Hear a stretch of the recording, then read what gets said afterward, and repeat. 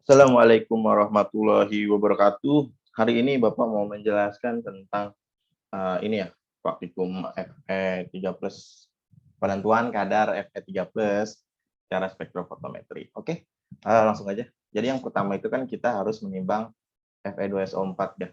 Fe2SO4 itu kita buat konsentrasinya 100 ppm nih pertama.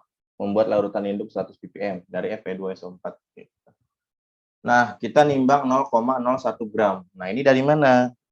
Ini kalian hitung dulu ya. Kalian hitung dulu nanti buat perhitungan di laporan gitu. Ya rumusnya gampang sebenarnya ya. Cuma C gitu. C sama dengan Mg per volume dikali 1000 per liter. Nah, ini liter boleh dicoret ya. Jadi rumusnya secara mudahnya seperti ini. Gitu. Nah, kita mau membuat larutan induk 100 ppm. Berarti yang kita ganti itu adalah C-nya. C-nya itu kan konsentrasi. Nah, 100 ppm itu adalah konsentrasi juga. Jadi, C-nya kita ganti 100. Mg volume dikali 1000. Nah, kita kan mau membuat larutannya dalam volume 100 mili ya. Tahunya dari mana? Tahunya dari ini nih. Labu ukur yang kita pakai. Ini 100 mili ya. Nah, karena labu ukur yang dipakai 100, maka volumenya kita ganti 100 juga nih. Gitu. Jadi 100 sama dengan miligram per 100 dikali 1000. Oke. Yang kita cari adalah miligramnya ya. Mg itu miligram. Gitu. Ini 1000 bisa dibagi 100. Coret, coret. Sisa 10. Oke. Terus jadinya kita turunin 100 sama dengan miligram dikali 10. Nah, yang angka ini kita pindahkan ke tempat yang ada angkanya juga. Ini kalau awalnya dikali, kalau kita pindah ke sebelah sini agar dia sama dengan si 100, maka dia pindah menjadi dibagi gitu. Jadi 100 ya, kita taruh di sini deh. 100 dibagi 10 sama dengan miligram. Itu hasilnya adalah 10 miligram. Nah, karena timbangannya adalah gram ya, timbangan kita gram, maka kita jadiin gram. 10 miligram dibagi 1000 sama dengan 0,01 gram. Nah, ini perhitungannya ya. Mudah kan? Gitu. Kenapa dibagi 1000 gramnya? Karena 1 gram sama dengan 1000 miligram. Oke, ini saya hapus dulu. Oke, clear all drawing. ppm itu kan termasuk satuan konsentrasi ya. ppm, ppb, dan molaritas, normalitas. Sama ya, ini semua satuan konsentrasi. Ya, bahasa Inggrisnya concentration, pakai C kita. Concentration tulisannya. Nah, ppm artinya adalah part per million. Million ya, kalau misalkan ditanya nanti sama pengujinya part per million. Kalau ppb artinya part per billion. Million artinya 1 juta. Kalau billion artinya 1 miliar. Gitu. Part per sejuta atau part per million. Kalau ppb part per billion atau part per miliar. Gitu. Part per 1 miliar. Ini molaritas ya, biasa. Ini normalitas. Semuanya sama, satuan konsentrasi. Gitu. Oke, lanjut. Kita hapus lagi. Clear all drawing. Selanjutnya, setelah kita ambil 0,01 gram Fe2SO4, ya, kalian larutkan dengan air secukupnya. Nggak usah banyak-banyak, yang penting Fe-nya larut. Kalian larutkan dulu di beker glass atau gelas kimia, ya, yang kalian punya. Yang penting larut aja, gitu. Nggak usah banyak-banyak. Terus, kalian pindahkan ke labu ukur 100 mili. Ya, Fe-nya kalian pindahkan ke labu ukur 100 mili. Kemudian ditambahkan aqua D sampai tanda batas labu. Nah, setelah itu tutup, kalian homogenkan ya. Nanti semua kegiatan kalian akan dinilai gitu kan. Dari mulai cara penggunaan alat, cara pembersihannya juga gitu. Nah, hal yang perlu diperhatikan sebelum menghomogenkan ya, pastikan sudah mencapai tanda batas ya. Kalau sudah tanda batas, boleh kalian menghomogenkan. Jangan belum tanda batas kalian homogenkan ya. Itu salah. Nanti volumenya bisa berkurang gitu. Oke, setelah larutan induk 100 ppm sudah jadi ya. Ini yang di sini adalah larutan induk 100 ppm ya. Yang di sini adalah larutan induk 100 ppm di labu 100 mili. Nah, kalau sudah, kalian masukkan ke dalam buret. Gunanya untuk apa? Gunanya untuk membuat larutan induk. Untuk membuat larutan deret standar. Ya, kalian masukkan larutan 100 ppm yang kalian buat ke buret. Ya, sampai tanda 0. Masukkan ke buret. Nih, 100 ppm-nya kalian masukkan ke buret sampai tanda 0 mili. Sampai paling atas di sini. Gitu. Setelah selesai, kalian ikuti skema ini ya. Jadi dari 100 ppm yang diburet, kalian ambil untuk labu pertama 1 mili, labu kedua 2 mili, labu ketiga 3 mili, labu keempat 4 mili, labu kelima 5 mili. Nah, setelah itu setiap labu kalian tambahkan HNO3 sebanyak 2 ml ya, setiap labu ya. Semuanya ditambahkan HNO3 2 mili. Kemudian setelah itu ditambahkan NH4SCN sebanyak 3 mili ya. Ingat, HNO3-nya 2 mili, NH4SCN-nya 3 mili. Ini kalian ambil dengan menggunakan labu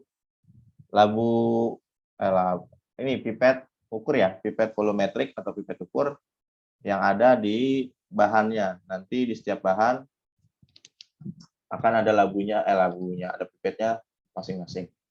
Oke, setelah kalian tambahkan HNO3, kalian tambahkan NH4SCN, baru kalian tambahkan Aquades sampai tanda batas. Jadi ada 5 labu, ya kalian ambil volumenya sesuai dengan nomor labu. Labu nomor 1 berarti 1 mili, sampai labu kelima 5 mili. Oke. Nah, fungsinya menambahkan HNO3 ya. Fungsinya penambahan HNO3. Jangan lupa kalian nanti tulis reaksinya ya. Ada persamaan reaksi juga. Persamaan reaksi pertama itu Fe ditambah HNO3 menjadi Fe NO3 3 kali ditambah NO ditambah H2O. Ya, ini reaksi yang pertama. Fe NO3 3 kali ditambah NO ditambah H2O. Nah, fungsinya penambahan NO3 adalah untuk membuat suasana asam ya. Karena Fe lebih stabil ketika dia bersuasana asam. Sehingga konsentrasinya tidak mudah berubah-ubah. Jadi fungsi penambahan HNO3 untuk menstabilkan Fe dulu gitu. Jadi setelah stabil baru kita tambahkan larutan lain. Fungsinya penambahan HNO3. Kedua, kalian tambahkan NH4SCN ya. NH4SCN berarti Fe-nya bereaksi dengan NH4SCN. NH4SCN. Tuh, N ya. Reaksi yang terjadi adalah Fe 3+ ditambah menjadi ya, salah. Jadinya Fe SCN 6 kali 3 min gitu. Fungsinya penambahan NH4SCN adalah pembentuk warna. Warnanya nanti akan berubah menjadi warna merah bata ya. Merah bata. Ini pembentukan warna ini terjadi karena penambahan NH4SCN sehingga terjadi reaksi pembentukan larutan kompleks ya.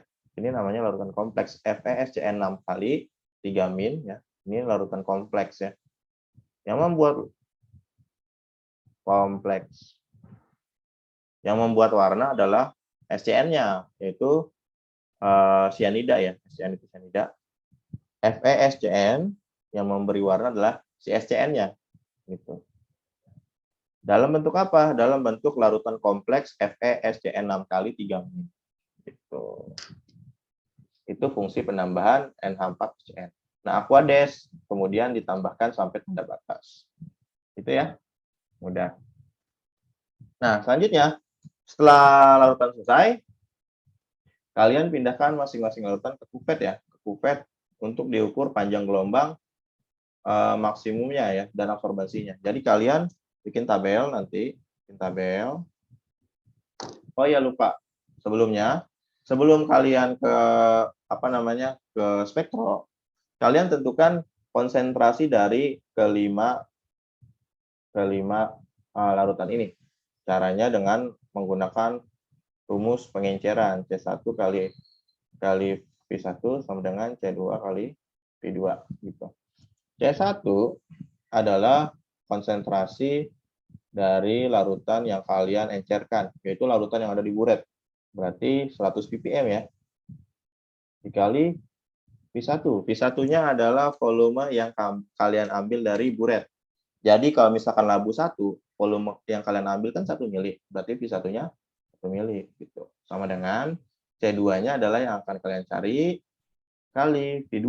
V2 adalah volume labu ukur yang kalian pakai. Ini labu ukurnya 50 mili. Berarti V2-nya 50 mili. Gitu. 100 dikali 1 sama dengan 100 ya. Ini milinya bisa dicoret jadi 100 ppm sama dengan C2 dikali 50. Nah, 50-nya kita pindahkan ke yang ada angkanya juga. Kalau pindah berarti jadi bagi 100 dibagi 50 sama dengan C2. C2 sama dengan 2 ppm. Ini untuk labu yang 1, berarti 2 ppm. Labu kedua rumusnya sama ya, C1 kali V1 sama dengan C2 kali V2. C1-nya berapa? C1 adalah larutan yang kalian encerkan, yaitu larutan yang di buret.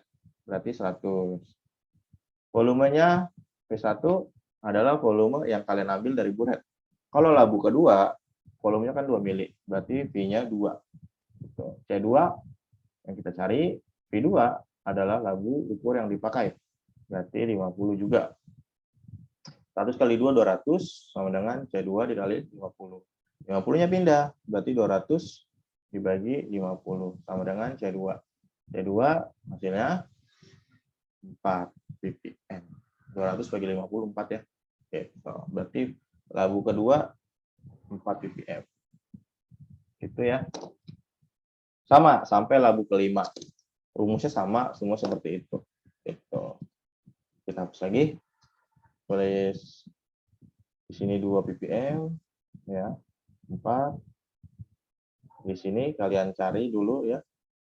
Ini seharusnya kalau benar ngitungnya berarti 6, 8 dan 10 ppm. Gitu. Setelah kalian cari konsentrasinya, baru kalian mengukur panjang gelombang ya, panjang gelombang dan absorbansi di spektro. Nah, bikin tabel dulu gitu kan, 3 di sini. Kolom pertama konsentrasi, kedua absorbansi, panjang gelombang, ketiga absorbansi ABS. Itu konsentrasinya ada 2, 4, 6, 8 dan 10. Nah, kalian cari ini panjang gelombang maksimumnya berapa? Caranya adalah kalian ukur di spektro, cari absorbansi yang paling besar. Ya, misalkan konsentrasi pertama 1, terus panjang gelombangnya misal di 450, yang kedua 2 di 450, 3 di 450, 4 di 500, 5 di 500. Nah, panjang gelombang maksimum adalah panjang gelombang yang banyak menunjukkan absorbansi paling besar ya, atau yang paling sering muncul gitu ya. Berarti panjang gelombang maksimum dari data ini adalah 450 50. Ya. Nah, di sini kan ada yang 500 ya 2 ya. Berarti yang 8 sama 10 kalian ulang. Di 450 ya, 8 dan 10. Dan absorbansi yang baru kalian catat gitu. Misal absorbansi yang baru adalah 7 dan 8. Ganti di sini 7, di sini 8. 4,5, 4,5 gitu. Nah, setelah itu kalian ukur sampel ya. Sampel di panjang gelombang maksimum. Misal panjang gelombang maksimum yang di sampel ini kan 4,5 ya. Nah, panjang gelombang maksimumnya 4,5. Berarti kalian ukur sampel di 4,5 berapa absorbansinya. Misal 0,087 gitu. Selesai deh, habis itu kalian bikin grafik di Excel atau di laptop. Gitu. Kalau udah kalian hitung tuh. Misal kalian bikin grafik, terus ada persamaan garisnya gitu ya. Y sama dengan 0,07X plus 0,08. Terus tadi sampelnya itu 0,028 gitu kan, misal. Nah, kalian hitung konsentrasi si sampel. Caranya adalah kalian cari X-nya. X-nya rumusnya Y min B per H. Y-nya itu adalah si absorbansi sampel 0,028 dikurang B-nya adalah yang ini ya 0,08 dan jangan hanya adalah yang depan X nih 0,07. Kalau misalnya ada minnya di sini berarti tulis min juga. Kalau nggak ada nggak usah. Nah gitu kalian cari deh berapa X-nya. Dapat deh konsentrasi sampel gitu. Kemudian untuk pembahasan ya, kemarin pembahasan banyak yang keliru ya. Pembahasan itu adalah kalian bahas kejadian-kejadian yang ada di praktikum kalian. Misal ya, misal kalian punya data tadi ya, konsentrasi.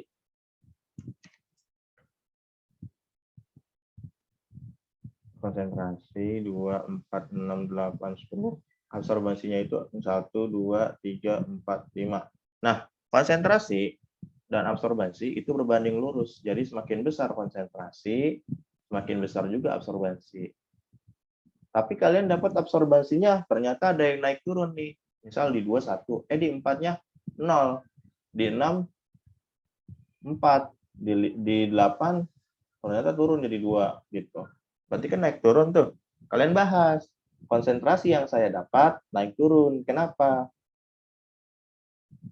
Bisa jadi gitu kan saat pembuatan larutan kurang baik gitu.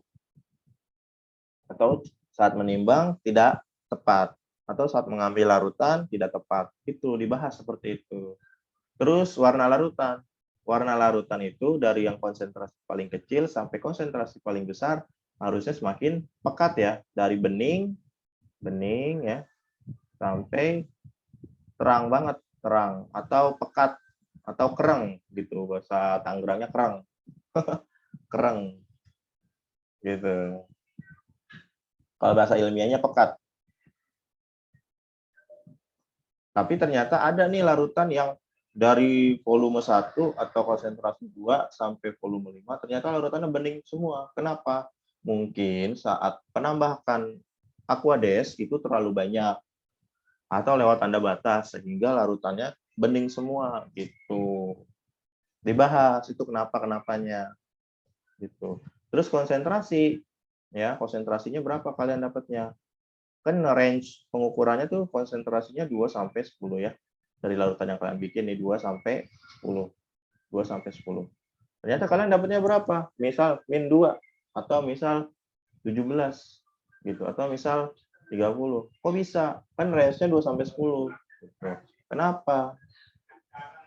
Kalian bahas kenapa? Karena absorbansinya naik turun, tidak naik gitu kan, yang bagus kan naik gitu. Terus warna larutannya juga jelek gitu. Jadi sehingga konsentrasinya juga pasti tidak bagus. Itu dibahas semua. Itu pembahasan namanya. Terus lagi dibahas penambahan HNO3 untuk apa, penambahan N4SCN untuk apa. Itu kalian masukin, itu namanya pembahasan. Kalau pembahasannya semakin banyak, berarti nilainya juga semakin bagus. Gitu. Itu namanya pembahasan. Terus grafik yang bagus juga kan naik ya, harusnya naik gitu. Nah, kalian bahas grafik saya tidak naik, tapi naik turun. Kenapa? Bahas lagi karena larutannya mungkin kurang bagus. Penimbangannya kurang tepat. Itu semua dibahas. Itu namanya pembahasan seperti itu. Kesimpulan lah, terakhir ya, kesimpulan. Kalau kesimpulan itu adalah data-data yang kalian dapat selama praktikum dan berupa poin-poin, misal konsentrasi sampel 8 ppm. Udah gitu aja. Terus persamaan garisnya 1X plus 2B gitu. 3, warna larutan. Warnanya bening sampai merah bata. Terus 4, absorbansinya berapa? Misal konsentrasi 2 ya, 0,2, konsentrasi 4, 0,4 gitu. Itu. Terus panjang gelombang maksimumnya berapa? Misal 450. Itu kesimpulan cuma begini doang. Gitu. Yang banyak itu pembahasan. Jangan kebalik. Gitu. Ya. Sampai di sini ya, paham ya? Oke, silahkan dipelajari ini. Singkat aja videonya, jangan terlalu banyak. Biar nggak terlalu pusing. Kalian bisa ulang-ulang penjelasannya. Ininya nanti akan saya kirim juga ya. Oke, kurang lebihnya mohon maaf. Wassalamualaikum warahmatullahi wabarakatuh.